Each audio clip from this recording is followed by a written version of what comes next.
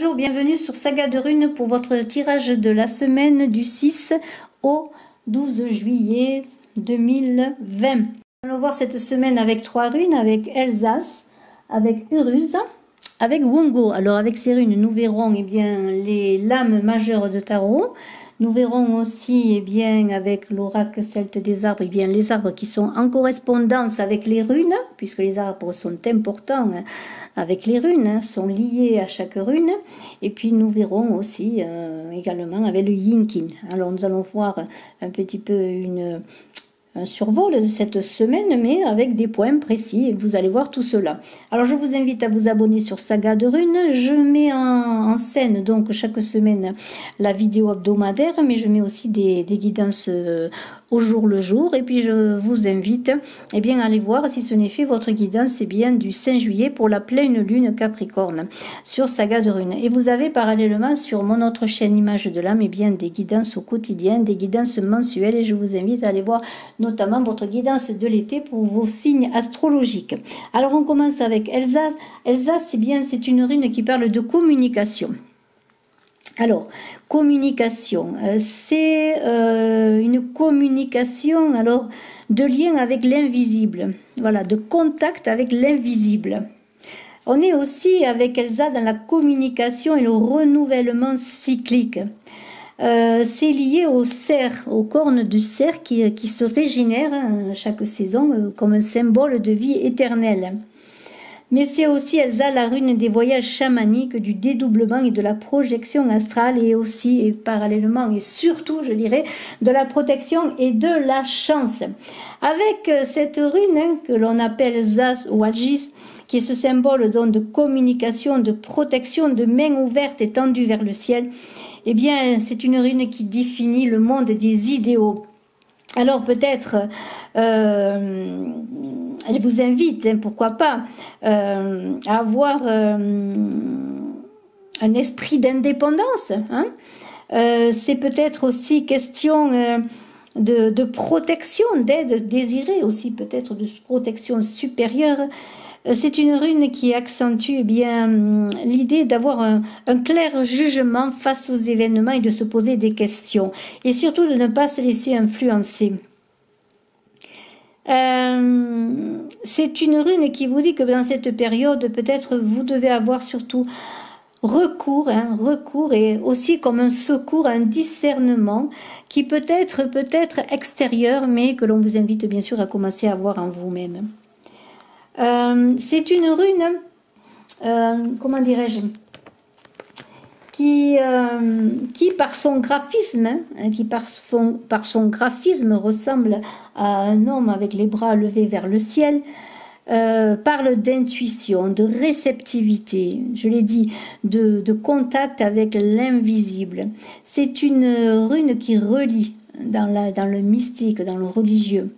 Et c'est la rune la plus puissante comme protection parce qu'elle repousse le mal et toute forme d'attaque, qu'elle soit physique ou psychique. Et sur le plan de la santé, c'est une rune qui va aider à vous soigner, peut-être en ayant un conseil ou un soin d'un thérapeute, d'un médecin.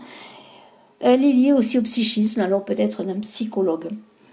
C'est une rune également qui vous interroge.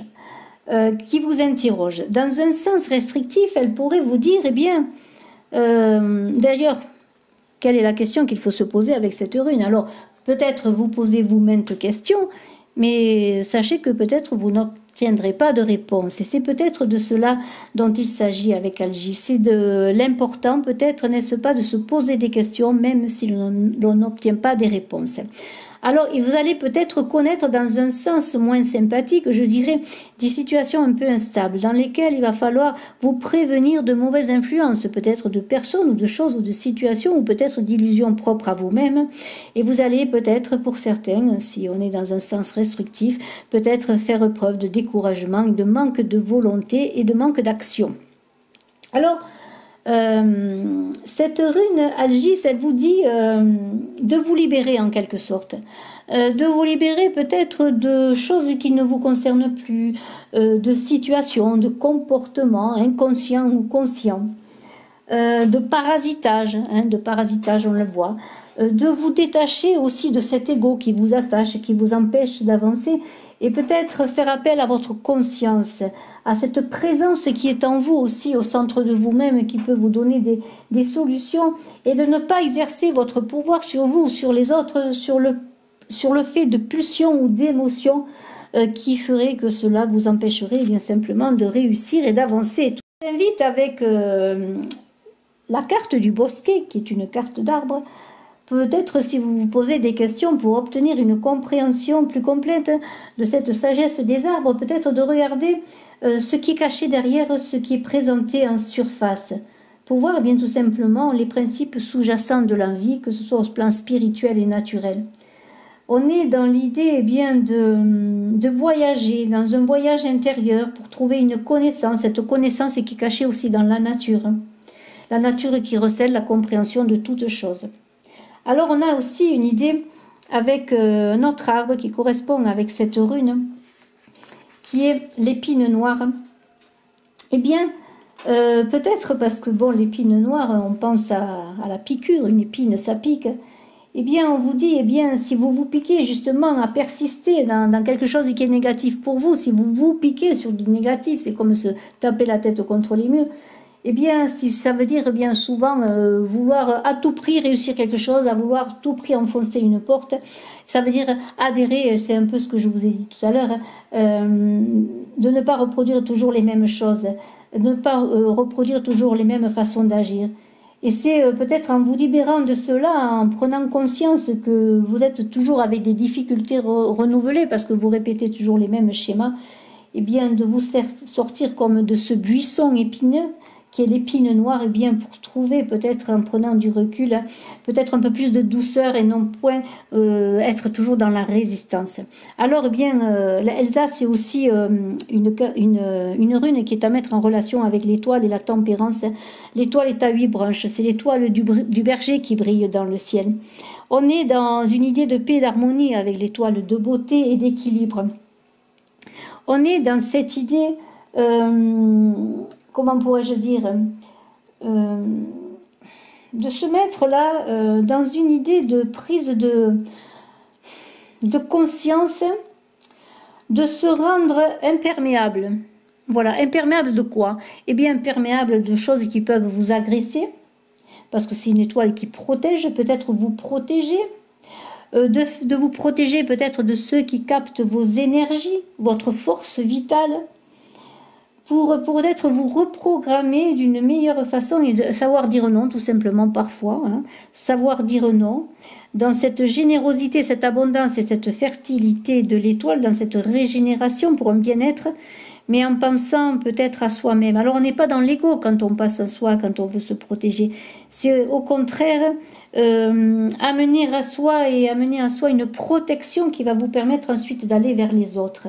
Parce que la question qui se pose, c'est au service de quoi tu agis, au service de qui tu agis. Et tout cela en conscience encore une fois. Alors bien sûr, la tempérance et l'étoile, il y a de l'eau qui s'écoule comme pour l'étoile, de l'âme en relation, qui sont en relation notamment avec le signe des Verseaux, de mesure, de modération, d'équilibre et de communication. Mais cette tempérance, eh bien, elle vous pose encore une autre question.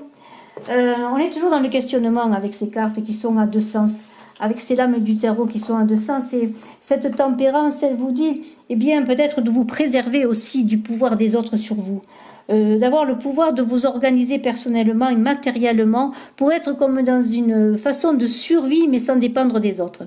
Urus vous dit, eh bien, l'important, ce n'est pas peut-être, eh bien, l'aboutissement, la réussite, mais c'est le chemin, hein.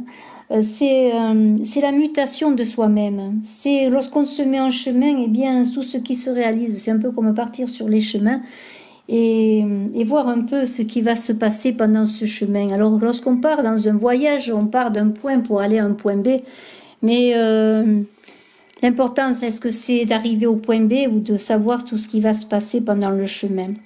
Cette rune russe, c'est ce qu'elle dit. Urus, c'est les cornes de bœuf, hein. C'est une carte qui représente, qui est manifestée par le taureau, par les cornes du taureau. Et on est dans une idée de gestation et de protection avec cette rune. On est dans une énergie créatrice.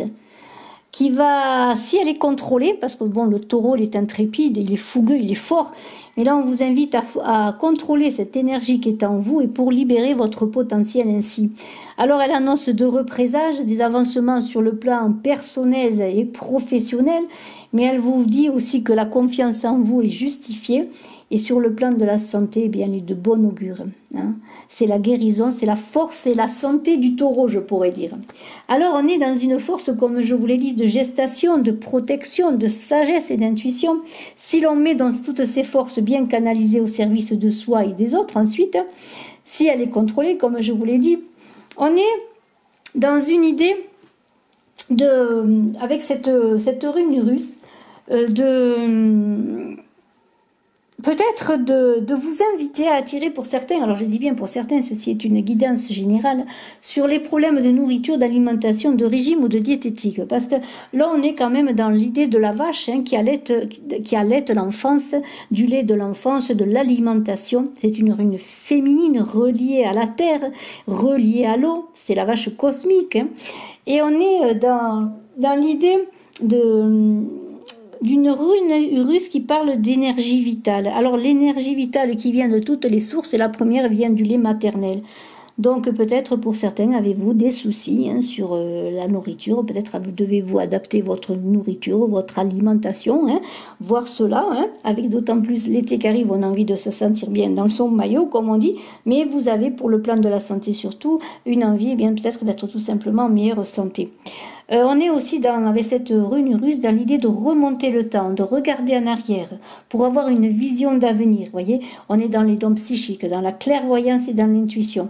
Et on vous invite aussi d'être à l'écoute de vous-même, de vous écouter, d'être dans cette féminité de cette rune féminine pour plonger en vous, pour bien dans vos vies anciennes, peut-être dans les vies de vos ancêtres, et bien pour creuser ce passé. Pourquoi creuser le passé? Parce que pour savoir où l'on a, je parlais de voyage, d'avancer, d'aller d'un point A à un point B, et bien pour connaître l'avenir, il faut quand même se tourner vers le passé pour pouvoir avancer. Hein. On peut pas naître aujourd'hui sans savoir ce qui s'est passé derrière et avoir une vision d'avenir qui tienne la route quelque part, puisqu'on est sur un cheminement, sur une route. On est aussi dans l'idée que vous pouvez manquer pour certains d'ancrage, justement. Fuir le réel à travers des illusions. Et alors, c'est une rune qui correspond justement à cette idée d'ancrage, qui correspond eh bien, au trigramme Kun, qui représente la Terre dans le Yin-Ki. Et alors, c'est intéressant parce que la Terre, qu'est-ce que c'est? Eh bien, ça représente la matrice. On est encore dans le ventre de la mère, dans la matrice qui nourrit avec son lait aussi, qui protège l'enfant. Tout d'abord dans le ventre de sa mère et qui ensuite va dans ce féminin magnifique qui va nourrir l'enfant, eh bien on est dans une énergie de patience, d'écoute de soi et d'écoute des autres.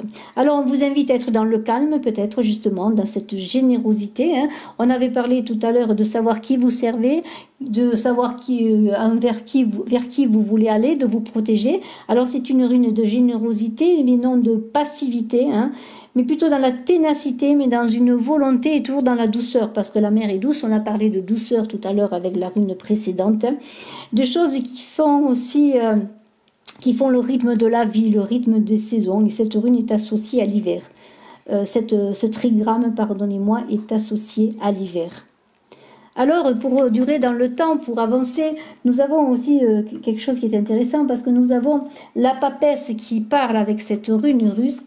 Et la papesse, eh bien, elle est importante parce que la papesse aussi, c'est la femme sage, c'est la sage femme qui accouche de vous-même, qui tient le livre sacré, qui est une prise de conscience. Et on vous invite avec la papesse, eh bien, à vous poser des questions encore une fois. Que caches-tu dans ce livre? Qu'enseignes-tu? Et on vous dit, eh bien, à qui s'adresse ce livre et qui doit l'écrire.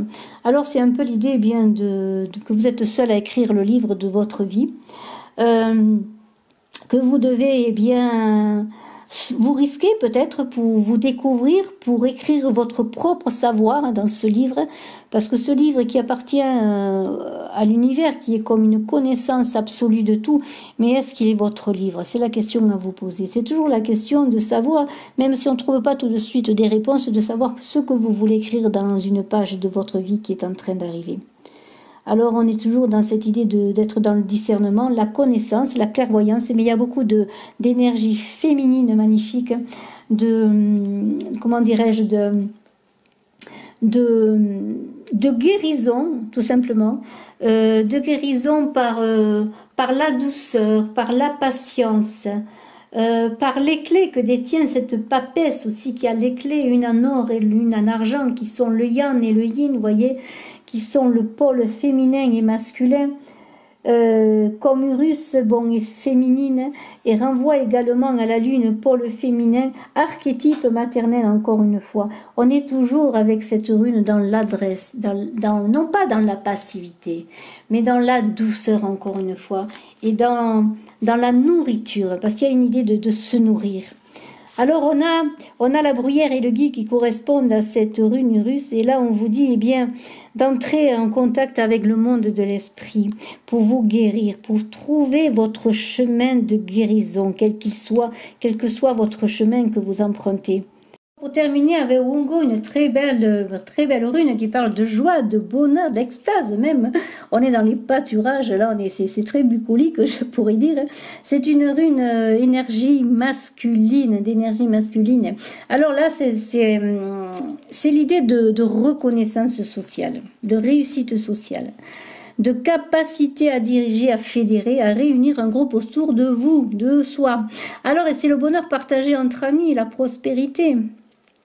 Il y a une période d'harmonie là pour cette semaine de vitalité, de bonne santé. Alors le groupe, ça peut être au sein de la famille. Vous allez passer une très belle famille, une très belle semaine en famille harmonieuse, excusez-moi, sous le signe de la vitalité, de la bonne santé. Vous allez faire des projets, vous allez vouloir transformer peut-être votre vie, transformer votre famille, vous voyez, enfin, faire des évolutions dans la famille, dans le foyer, peut-être au sujet de la maison, pourquoi pas. On est dans une énergie qui bat son plein, c'est masculin, c'est énergique. C'est la rune qui parle donc d'union. Alors s'il y a un projet fédérateur, que ce soit au sein de votre famille, dans votre maison, entre amis, dans le travail, dans une association, quelle qu'il soit, eh bien cela va être une semaine de bonheur, de joie, ça va couler de source, comme on dit. Parce qu'il y a beaucoup de succès dans cette rune. C'est un succès en général aussi sur plusieurs postes dans votre vie. Et c'est le bonheur que l'on appelle de ses voeux, le bonheur, la joie, la réussite. Alors, c'est une rune qui va vous inviter à concrétiser vos désirs, vos espérances, à les mettre en œuvre. Et c'est une rune bien qui vous pousse de l'avant. Alors, on est dans une... Comment pourrais-je dire? On a cette idée... comment dirais-je, de groupe. Et cette idée de groupe là, qui est avec cette rune Wongo, eh bien on la trouve dans le chèvrefeuille qui est lié à cette rune. Et le chèvrefeuille est bien lié à cette rune, c'est l'idée des tiges qui s'enroulent autour des branches, comme une liane qui symbolise un peu cette quête de soi dans un labyrinthe de connaissances extérieures pour après le porter vers le monde, vous voyez. Alors, le chèvrefeuille, eh bien, il va vous aider à marcher, à avancer. Mais dans tout ce que vous allez faire, vous allez être invité à rester fidèle à vos croyances et à vos principes. Alors, il y a beaucoup de sûreté, mais en même temps de légèreté dans cette marche. Et Wongo, c'est une marche dans la joie, on l'a dit, une marche qui va vers la réussite.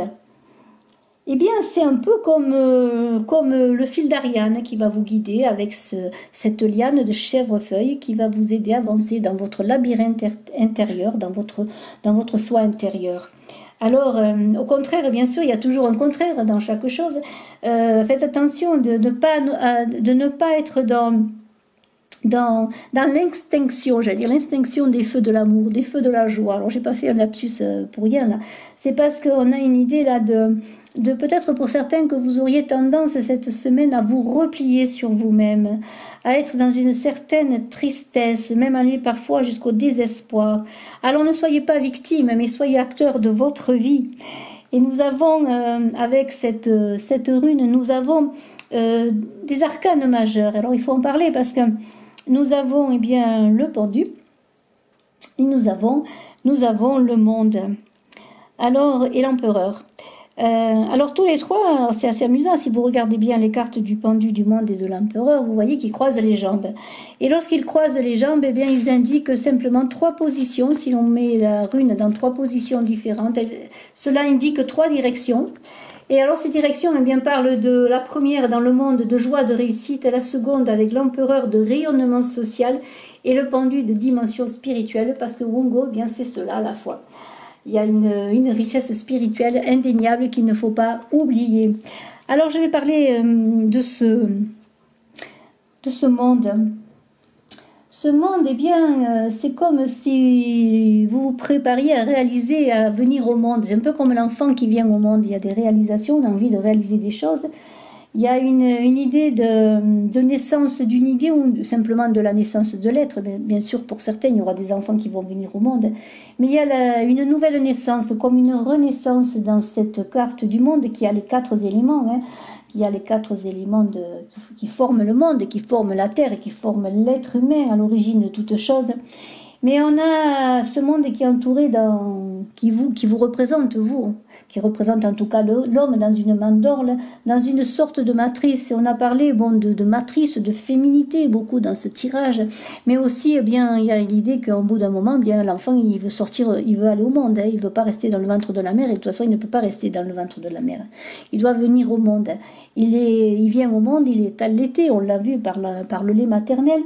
De moins en moins malheureusement, mais bon, il est allaité par la nourriture, on avait parlé beaucoup de nourriture, hein. Mais il y a une idée aussi de prendre son indépendance, de sortir aussi au bout d'un moment, d'aller un peu dans le voyage de sa vie. Et c'est un peu ce monde qu'il faudrait qu'il ne soit pas restrictif. Alors ce monde, il vous invite à bien rester debout, hein, dans la tempête, dans les difficultés de la vie, et de garder bien sûr de l'espoir, mais garder cette capacité de transformation, de ne pas rester enfermé dans des structures, de ne pas rester enfermé dans votre ego, de ne pas rester enfermé dans un positionnement que vous sentez obligé d'avoir vis-à-vis d'autrui, vis-à-vis de la société. Parce que le monde, vous trouverez le succès dans ce monde, cet optimisme, pour trouver aussi cette paix, parce que le monde c'est la paix en soi, c'est la danse sacrée, lorsqu'on a trouvé la paix, la joie et l'harmonie. Mais on vous invite à vivre cela dans la liberté. Alors on a l'empereur. L'empereur, on le sait, bon, l'empereur c'est le patron, c'est le père de famille, c'est l'époux, hein, c'est le directeur, enfin, c'est tout ce qu'on veut, c'est le père, c'est la fonction d'autorité. C'est celui qui récompense aussi, hein, qui récompense lorsqu'on a bien travaillé, hein, c'est le patron qui vous donne votre salaire hein, à la fin du mois. On est quand même au service de la matière.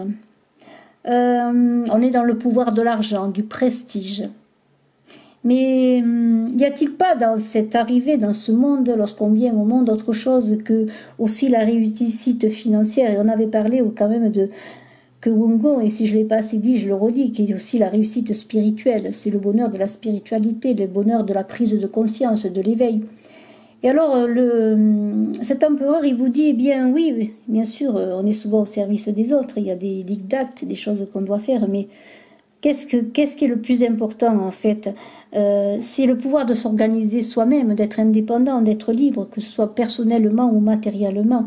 Et je pourrais finir là-dessus, dire que dans tout ce tirage, il y a un épanouissement, une connaissance de soi, une ouverture à soi, une nouvelle nourriture. Alors quand je parlais de nourriture diététique, d'alimentation, mais aussi c'est la nourriture, de quoi je me nourris, de quoi je veux me nourrir, hein, vers quoi je veux aller, quel est mon passé pour que j'aille vers l'avenir, quel est cet ancrage sur lequel je dois m'appuyer. Et tout cela, dans cette semaine, vient du sens de la vie au départ, hein, de la matrice, de la vie, de la mère, de l'enfant qui vient au monde et qui va aller sur son chemin de vie, mais qui doit se retourner de temps en temps en arrière pour voir eh bien, vers quoi il va avancer, sachant que ce qui est important, ce n'est pas souvent de trouver des réponses, mais de se poser les bonnes questions sur ce chemin, comme le fou va sur le chemin d'un point A à un point B, mais peut-être n'arrivera-t-il jamais au point B, qui sait, mais peut-être aura-t-il vécu des choses magnifiques. Voilà, je vous invite à vivre cela cette semaine, à prendre soin de vous, à agir en conscience, à accoucher de vous-même, pourquoi pas, hein, accouchez de vous-même. Peut-être ce serait le mot d'ordre. En tout cas, pas un ordre, je ne vous donne pas d'ordre. Mais le mot de la semaine. Allez, accouchez de vous-même. Bravo à tous. Je vous remercie. Je vous invite à vous abonner, à liker, à partager, à me faire des commentaires, ce qui me ferait énormément plaisir. Et puis, allez voir un peu sur Image de l'âme aussi ce qui se passe pour cette semaine. Et n'oubliez pas d'aller voir la guidance de la pleine lune du 5 juillet. Merci infiniment. À très bientôt. Bye bye.